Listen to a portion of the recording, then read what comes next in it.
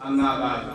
أعوذ بالله من الشيطان الرجيم بسم الله الرحمن الرحيم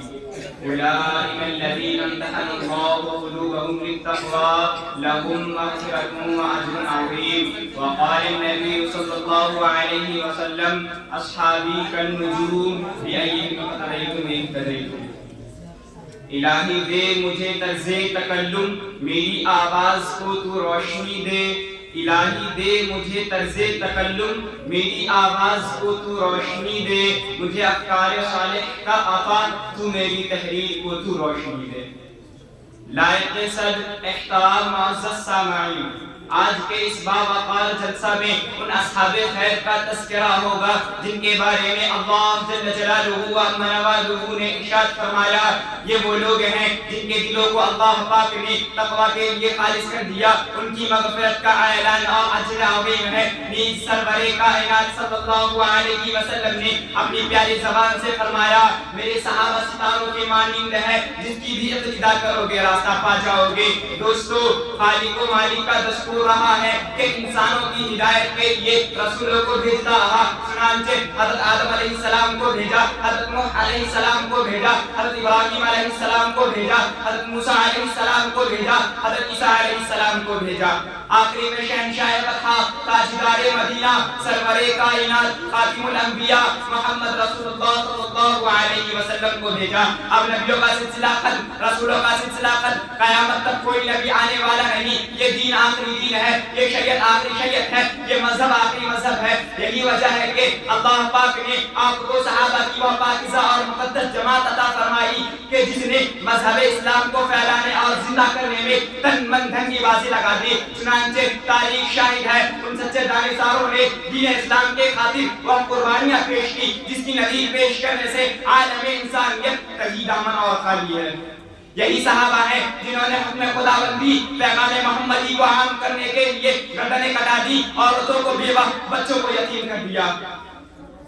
محترم حضرات صحابہ کرام کی جماعت وہ جماعت ہے جس کو رب کائنات نے درسگاہ نبوت کے لیے منتخب فرمایا حاجی عالم صلی اللہ علیہ وسلم کو ان کا معلم بنایا اور کتاب ہدایت قرآن پاک عطا فرمائی اللہم الغیوب نے خود ان کا امتحان لیا صحابہ کا یہ مقدس گروہ امتحان میں پورا اترا خداوند قدوس نے انعام میں رضی اللہ عنہم ورضوا عنہ کا مزدہ سنایا حقیقت یہ ہے صحابہ کرام دین کے ستون ہے صحابہ کرام کنوز خیر امت کے بلا واسطہ مخاطب ہے دوستو صحابہ پاک باز ہیں ان کے قلوب تقوی طہارات سے لبریز ہیں قرآن پاک میں جا بجا اللہ نے ان کی تعریف فرمائی ہے قرآن پاک ان کی تعریف میں رتب اللسان ہے کہیں فرمایا اولئک هم المفلحون کہیں فرمایا اولئک هم الراشدون کہیں فرمایا اولئک هم الصادقون کہیں فرمایا اولئک هم الفائزون حدیث پاک میں رسول عالم صلی اللہ علیہ وسلم نے فرمایا بخاری شریف کی روایت ہے اگر تم میں سے کوئی شخص احد پہاڑ کے برابر بھی سونا خرچ کرے تو وہ صحابہ کی ایک پاؤں کے برابر بھی نہیں اللہ اکبر ملت اسلامیہ کے جیالو صحابہ واجب الاحترام ہے ان کا تذکرہ اچھائی کے ساتھ کرنا لازم اور ضروری ہے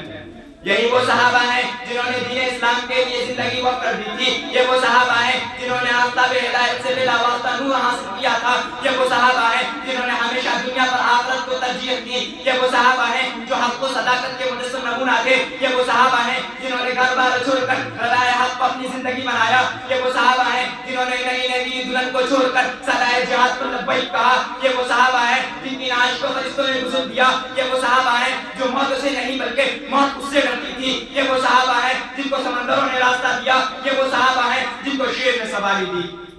یہی وجہ ہے کہ دربار رسالت سے ان کو اصحابی کالنجوم کا مزدہ ملا قرآن نے ان کی تعریف کی اللہ نے ان کی تعریف کی رسول نے ان کی تعریف کی مگر اے مذہب اسلام کے مت والو آج سے 1400 سال پہلے خاتم الانبیاء جناب محمد رسول اللہ صلی اللہ علیہ وسلم نے اپنی زبان مبارک سے ارشاد فرما دیا تھا میری امت 73 فرقوں میں تقسیم ہوگی ہر فرقہ ناری اور جہنمی ہوگا مگر ایک فرقہ نجات پانے والا ہوگا نجات پانے والا فرقہ وہ ہوگا جو میرے اور میرے صحابہ کے نقش قدم پر گامزن ہو دور حاضر کی نگاہوں نے دیکھ لیا کہ محسن انسانیت حضور پاک صلی اللہ علیہ وسلم کی یہ پیشین گوئی حرف بحرف بلا رائب سالی گوئی کوئی تقلید کے عدم جواز کا قائل ہے تو کوئی حرمت انبیاء پر ناپاک حملہ کر رہا ہے محترم حضرات، صحابہ کرام کو برائی کے ساتھ یاد کرنا ناجائز اور باطل ہے. صحابہ کرام کو برا بھلا کہنا خداوند قدوس کی مخالفت ہے. صحابہ کرام کو برا بھلا کہنا رسول کی مخالفت ہے. صحابہ کرام کو برا بھلا کہنا سنت رسول اللہ، کتاب اللہ اور سنت رسول اللہ کی مخالفت ہے. مشکات شریف کی روایت ہے، حضور صلی اللہ علیہ وسلم نے ارشاد فرمایا: اللہ اللہ فی اصحابی لا تتخذهم غرضا من بعدی فمن احبهم فليحبی احبهم ومن ابغضهم فليبغضی ابغضهم ومن آذاهم فقد آذانی ومن آذانی فقد آذى اللہ ومن آذى اللہ فیوشک ان یاخذہ. کہ اے لوگو میرے صحابہ کو تنقید کا نشانہ مت بناؤ، جو ان سے محبت کرے گا. میں ان چند باتوں پر میں اپنی بات ختم کرتا ہوں. وما علینا الا البلاغ.